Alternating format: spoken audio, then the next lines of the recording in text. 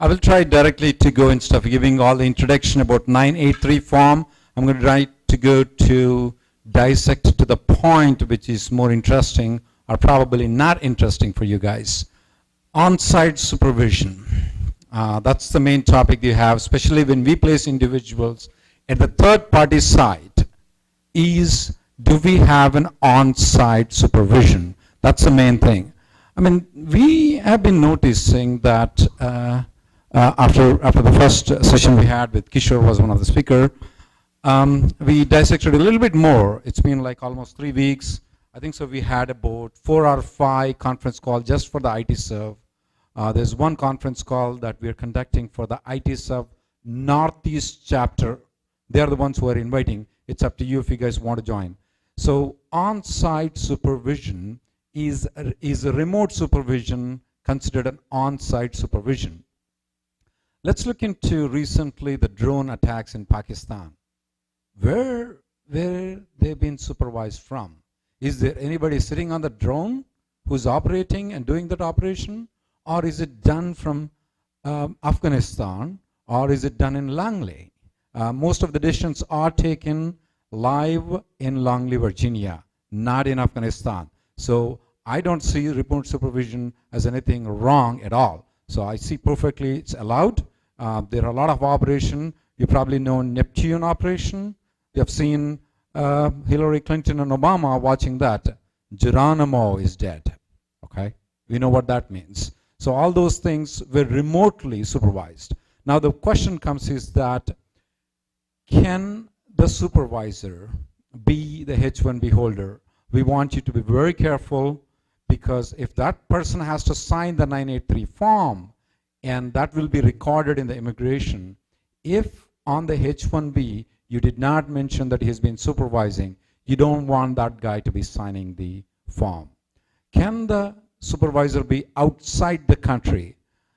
I'm a bit hesitant about that. I'm not comfortable with that at this point of time, unless we see some decisions where something goes wrong or we get some decisions, and I would like you guys to avoid the on-site supervisor to be in the remote area.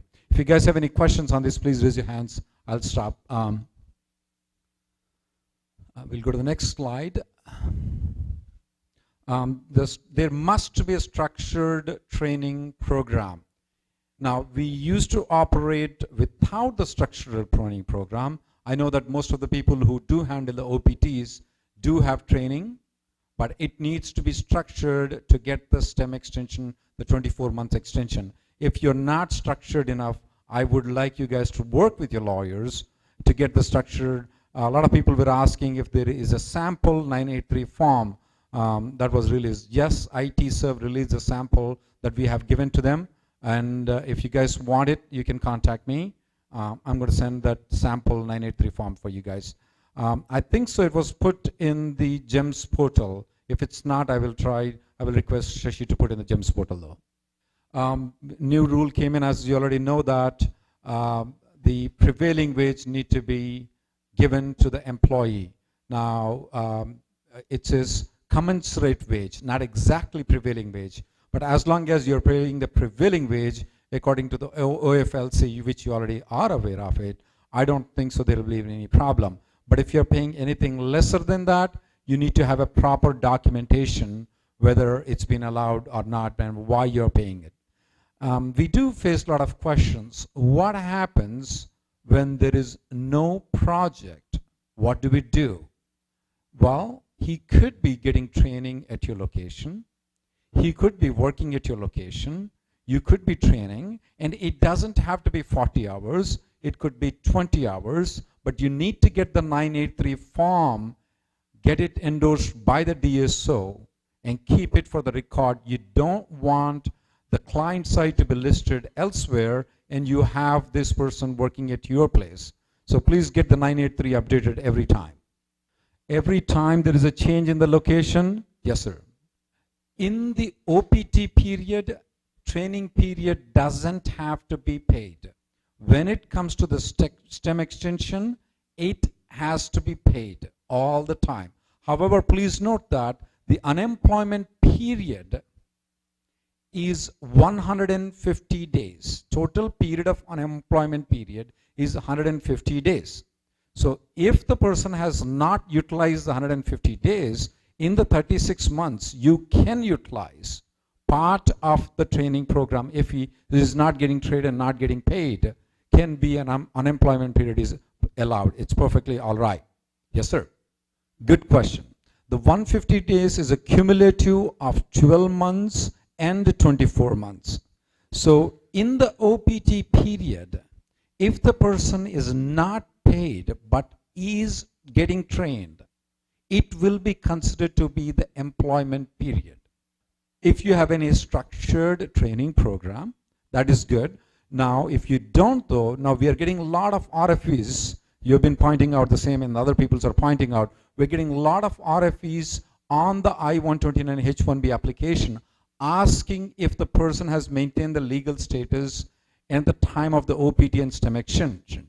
For all purposes, you must have a structured training program. If you have a structured training program, yes, I know that you're training them in the Java, .NET, SAP, whatever those things are. How are you training them? What are the things? First 1 week, 2 weeks, you might be training. Depending on the level of the student, you might go faster or slower, but at least you must have the training schedule going on for the OPT student.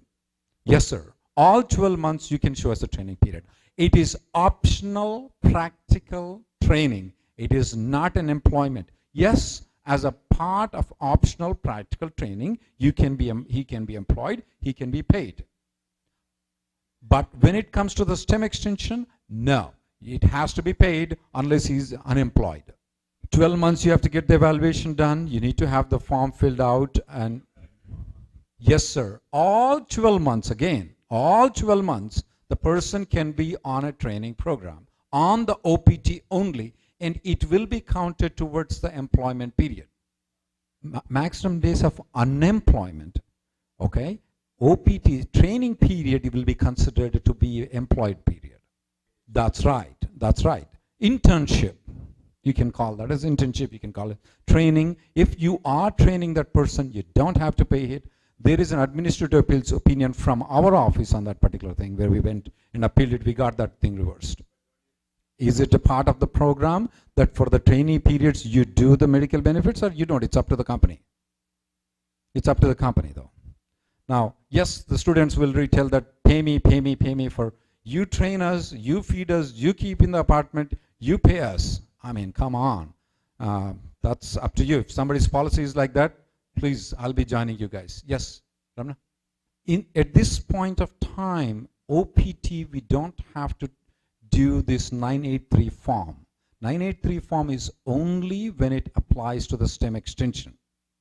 No, sir. No, sir.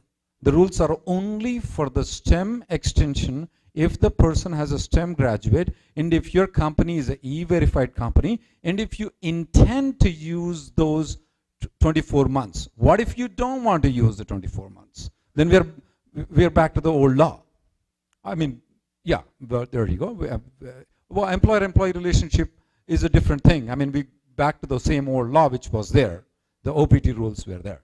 Now, you need to have a structured training program or you must be employing that particular person and you must be paying for that person if he's employed for the OPT period.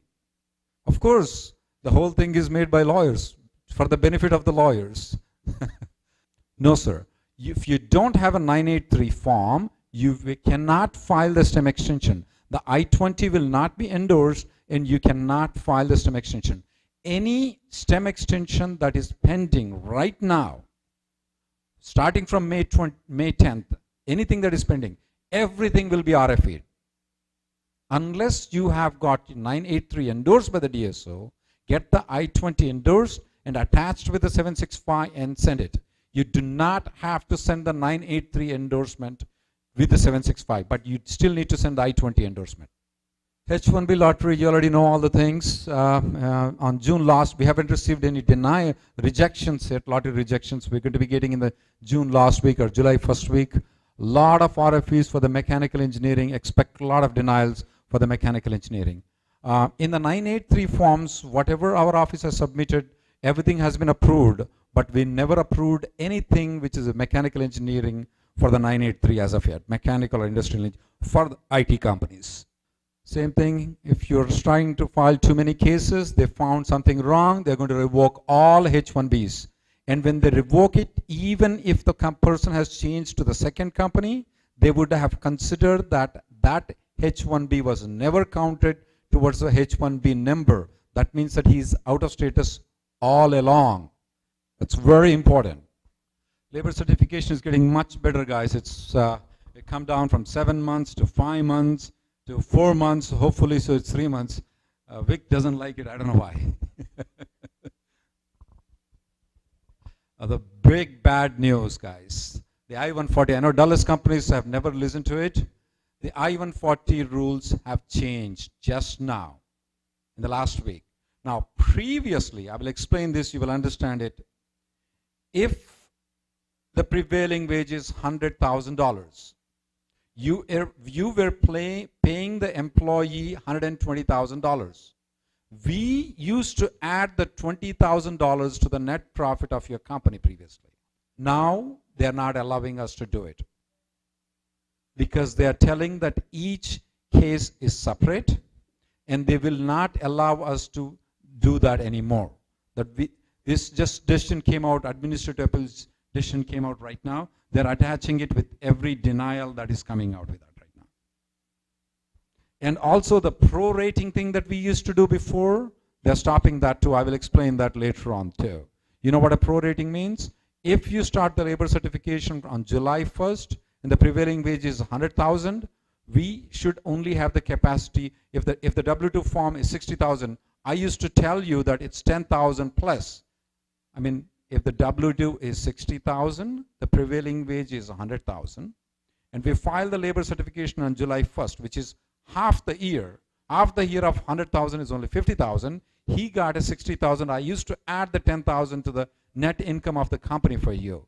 That they are not allowing it. We don't know how long they're going to stand. We're going to appeal our decisions that are coming up right now because some of the cases that they might go back and revoke or deny a lot of I-140, so we're very worried about it. Sometimes we might have to withdraw the I-140 and file the I-140 later on depending on the circumstances though. Because you can file the labor certification again and get the previous priority date if there is a minus period, if the person has not been working for a while. I'll explain you one-on-one after the meeting is over. But this is not a good news for us. Well, Anil always tells me that I always give bad news. Now, here comes the good news, guys. I don't know. I don't like this personally, but I guess you like it. EB2 priority date is backlogged to 2004. So that's approximately 12 years. I don't like it. You guys like it, but that's up to you. Now, F1 visas issued in 2015 is 77,000. Let's ignore the B1 visas. The total number of H1Bs issued for the Indians alone, this one, that's 70,000. You might ask a question, where does the 70,000 come up? It's only 65 plus 20,000. So 85, you're getting about 60%. You're forgetting the H1Bs that are being granted to the universities. J visas, ignore them. The total number of green cards given, this is the figure that comes out from 2014, so most probably 2015 will be the same, is 7,235. Assuming that if 1 year people are going to apply for the green card, guys, the waiting period is going to be 20 years. Why would it be 20 years? Because in the 7,235, the spouses and the kids are added into that one. So 70,000 multiplied by 2, which normal average is 2.5, but I will average only 2, is 140,000. It will take 20 years if 1 year people are going to apply for the green card. Based on this, if you're going to have a couple of years of people in the past 10 years apply for the green card, there's going to be 50 to 60 years for them to get a green card. But some of the people said, nah, people are not going to live that long. So that's probably the best way of getting a green card. is going to be, and the green card is not going to be there. For EB2, it's not going to be there. So that's something you guys might like. I don't like it. Unless something changes, we're going to become like Middle East country. I'm sorry, it's 7,000 for each, let's say 7%. Of the 40,000 is in EB2. 140 is the entire categories, right? So 40,000 for EB1, 40,000 for EB2. But why did we get 7,000? We should be only getting 2,800. EB1 unused will come under EB2. EB2 unused will be given to the Indians. That's how we got the figure of 7,235. But when the other people will grow up, we only get 2,800 is the maximum allowed for us in the EB2. So if it comes 2,800, which is 1,400, that number is going to be 50 years is going to be only for 1 year. There's something else I did not tell you. There is also L1B visas that will come into the same plan. Just in case I didn't even count the L1Bs. That's almost equivalent to the H1Bs into this count. Even they count into this one too. Team is growing up. Thank you, ITServe, and that's the reason we are sponsoring it. We're very proud, and thank you for all the benefits we get from the ITServe. Any other questions, guys? Well, I guess I'll be available for any questions.